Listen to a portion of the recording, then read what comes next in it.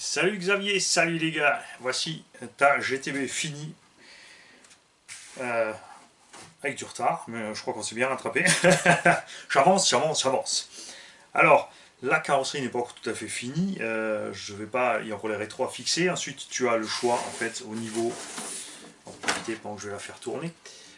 Au niveau des optiques, tu as le choix, j'ai essayé en transparent, parce que tu as le choix soit entre les stickers d'optique, si tu veux pas te compliquer la vie, soit entre, en fait, c'est livré avec chez Bao, le kit de socket pour les LED complets. Donc tu as les phares avant un peu plus réalistes, les phares arrière et les rétros.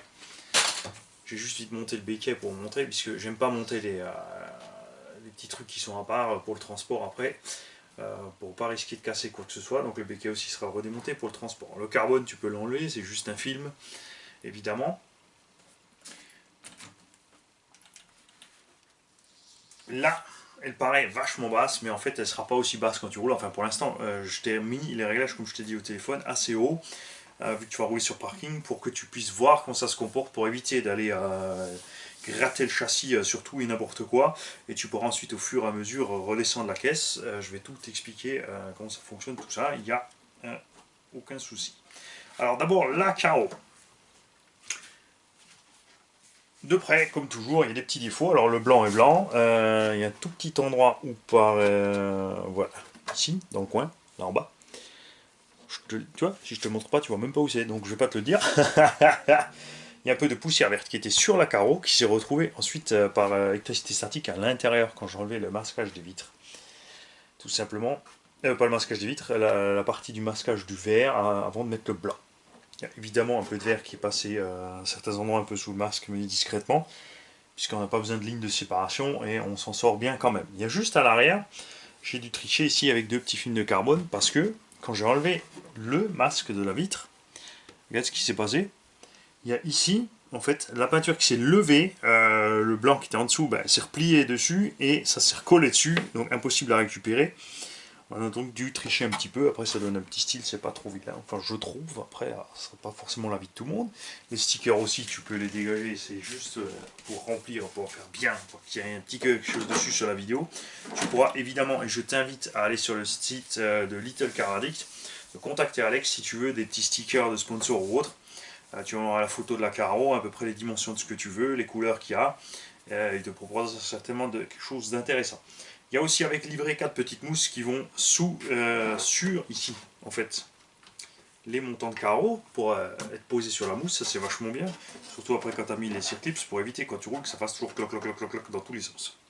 Voilà, globalement je suis content, c'est propre. On a fait simple par rapport à ce qu'on voulait faire au départ, mais c'est mieux. Alors le vert, tu vois pas sur la caméra, il est métallisé et le blanc a une légère couche de nacre. Passons donc à la machine.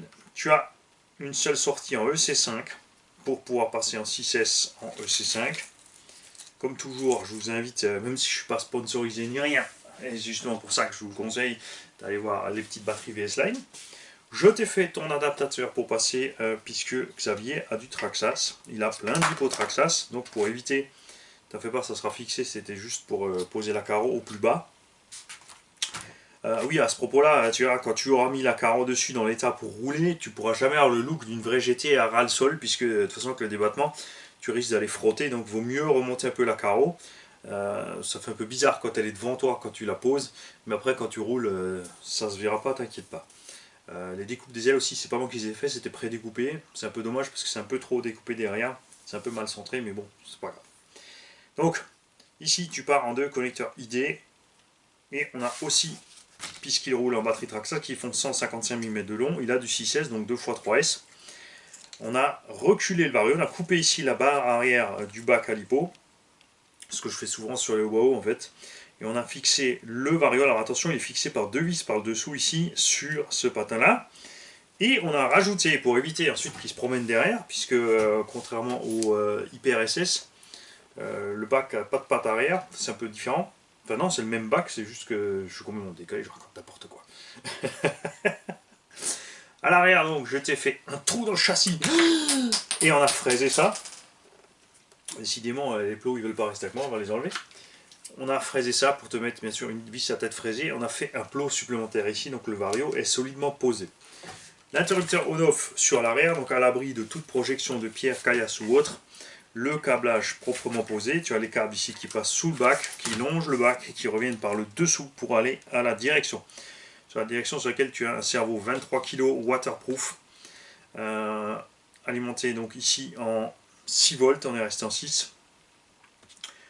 Rapidité largement suffisante, c'est un engin de loisir. Il y a plein de gens qui se lancent dans des cerveaux de fous pour. Ils veulent absolument, parce qu'en compète, on leur dit qu'il faut des cerveaux de malades à 150 balles à 0,0002 secondes. Et en fait, ça sert à rien, parce que la plupart des débutants, avec un cerveau à 0,002 secondes, et ben qu'est-ce qu'ils font? Ben, ils zigzaguent sur la ligne droite, ils n'arrivent pas à aller tout droit. Un cerveau un peu plus mou, ben, c'est bien plus intéressant au début. Les butées de la direction avec la radio ont été réglées. Là-dedans, tu as le récepteur, moteur 2200 kV, petit pignon de 14 pour commencer. Donc en 6S, un petit 60-70, clavier ne veut pas absolument aller vite, il veut juste profiter de sa machine. Et autre avantage, évidemment l'autonomie, on ne tirera pas fort sur les petites batteries Traxxas, donc leurs 25C suffiront largement, il n'y a pas de stress. Évidemment, après, à partir du moment où tu vas commencer à bomber, là c'est sûr que ça sera différent. Tiens, je sais plus où c'était, c'est pas grave. Chapi chapeau, bidibi, chapi. Non, je viens de le dire, donc après c'est chapi chapeau, bidibo. Et au niveau des huiles, à l'avant on a de la 2000 et à l'arrière de la 1000. Ça fait que l'engin est relativement ferme, mais encore une fois je répète, on est sur une hauteur de caisse assez importante, sur l'usage loisir de parking. Ça permettra de ne pas tasser et d'aller frotter sur n'importe quoi. Pour descendre ta hauteur de caisse, après tu as ici une vis par triangle, tu appuies à fond ton triangle, tu as ici une vis que tu desserres, et cette vis en se desserrant va tout simplement aller toucher le châssis et buter ta suspension, tu peux donc descendre. En fait, tu peux poser ton châssis, on va dire à 5 mm partout, sans problème, après à toi de compenser sur les ressorts pour ta hauteur de caisse, et la souplesse ou autre. Ces pneus-là donc ont tourné 5 minutes, ce sont des Shive super soft. Ils seront idéaux pour l'hiver, je les ai juste montés parce que niveau look, il faut dire ce qu'il y a, ces pneus Louis sont d'enfer. Par contre, effectivement, même les softs, si chez vous il fait un peu plus chaud, là il a encore 20 degrés, Xavier chez lui, les super soft ça va être peut-être un peu glissant, mais à voir, à tester. Tu as évidemment donc, les 4 roues d'origine ici, que j'ai monté et collé. Ces roues, pareil, se comportent vraiment super bien sur des parkings en fait. Les boîtes d'origine du combo, tu les gardes, il y a un numéro de série dessus pour la garantie s'il y a quoi que ce soit, mais je ne suis pas inquiet, c'est du hobbying. 2-3 petits outils, clips de KO, les mousses, donc les optiques on en a parlé, les stickers donc pour les optiques et encore les logos ou autres. Et arrivons à la radio. La radio, une bonne vieille GT3B. Alors, il y en a beaucoup qui se plaignent de cette radio et je ne sais toujours pas pourquoi. J'en ai maintenant monté une dizaine, marche nickel. Il y en a juste une qui est revenue. On avait un flou sur la direction, mais en fait, ça n'est pas de la radio. Salut Marmotte. Alors, cette radio.